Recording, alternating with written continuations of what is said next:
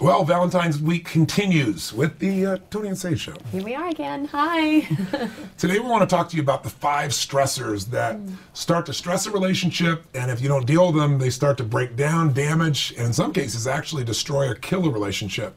And they're little things, but they add up really quickly. So let's get right to it. The first one is loss of attraction. Now, you think about attraction, a lot of people say, well, that's not the basis of a relationship. But when you look at a relationship and you're talking about an intimate relationship, the only difference between an intimate relationship and a friendship is intimacy. And when that loss of attraction is there, when that energy and when you don't feel desired isn't there, it starts to affect the relationship.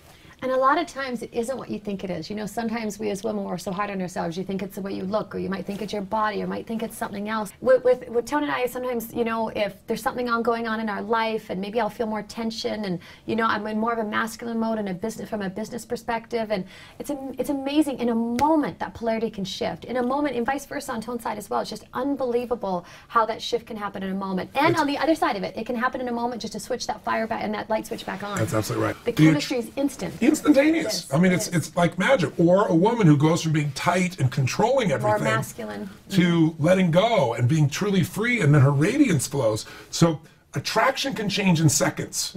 What really is important, though, is if you consistently feel like there's a loss of attraction in the relationship, it changes your filter on each other's behaviors. It does. And it goes to the second stressor now. All of a sudden, with a loss of attraction, there's an increase in irritation, there's irritation. Yeah. People start to get very often where they get emotionally stacked, like little things start to bug them. And in worst case, they get to stonewalling. So we'll give you an example. There's 4 R's that we talk about that actually this came out of a couple of our friends who are both relationship experts who got divorced, but they learned from that experience, and they both were trying to figure out what destroyed their relationship. And they were sharing with us, and they said, well, the first thing is there's that initial resistance, you know, where somebody says something or somebody does something, your partner does it, and you're like, oh, you know, wish they wouldn't do that, but you don't say anything because you know, it's not appropriate to say anything. It's not that big a deal. But if you don't deal with the resistance level... And you don't, we always call it speaking the unspokens. If you don't speak the unspokens and you don't speak that resistance, then that resistance becomes the next, and it becomes a little bit deeper, which is the resentment. And all of these unspokens and the anchors and the stackings, they all go deeper. Yeah, and what happens when it starts to become a resentment, the way you kind of know that is you start going, why does he or why does she always have to tell that story? Or, you know, why is he always late or she always late? And why do we have to go through this?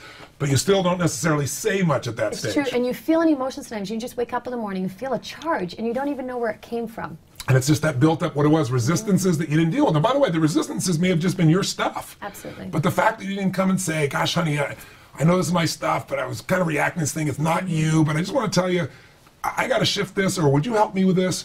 If you can just talk about it, it's different. But if you don't, that resistance turns into resentment. If that resentment isn't dealt with, it starts to show up as rejection. That's when somebody starts going, why do you always do that?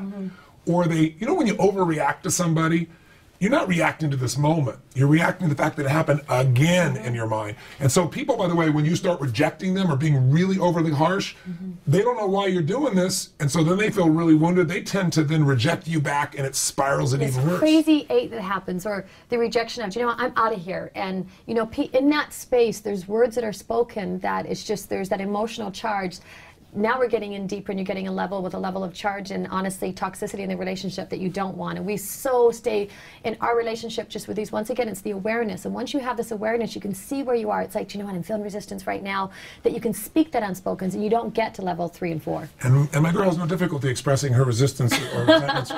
But the great thing, seriously, is we both tease. We have these little play fights where she'll say, you know, honey, you're driving me a little crazy right now. Or I'll do the same thing with her, but we do it not from a harsh place. Not from a harsh, exactly. Yeah, and then it gets the energy out, and then you don't build it up. Right. So there is a 4th level, but we're out of time. So we'll see you tomorrow. Seriously. Well, all right, well, I'll give okay, one here more. we go. The last piece is to finish there is when you get to a place where now you're repressing. In other words, resistance grew to resentment. Resentment got yourself to a point of rejection where you're kind of being harsh with each other. Some people get tired of being harsh with each other, and they just surrender. And they're just numb. That's right. They go into what we call learned helplessness, where it's just like, not going to get any better, it's how it is. And those times, very often, when other couples meet them, they'll say, oh, those guys are best friends. They're great. Yeah. They're neutral. They get along. They never fight. All is well. You know, that's the first thing. The fact they never fight is a little clue, right? It's very benign. Because what they do is they lower their expectation for the relationship, and they start filling up through their work or through their kids or through shopping or through something else. And what happens in that relationship is it's really dead. Or maybe it's a decent friendship, but you can be friends with anybody. Again, you can't be intimate with anybody. So our whole thing is about love and passion, not settling for one or the other, like taking it up another notch. And so breaking the pattern of these 4 R's is really critical. We're going to come back to step 3, or the 3rd, 4th, and 5th stressor, but we really will do that tomorrow. So join us back on the blog tomorrow. Till then, love with passion. See you tomorrow. Bye.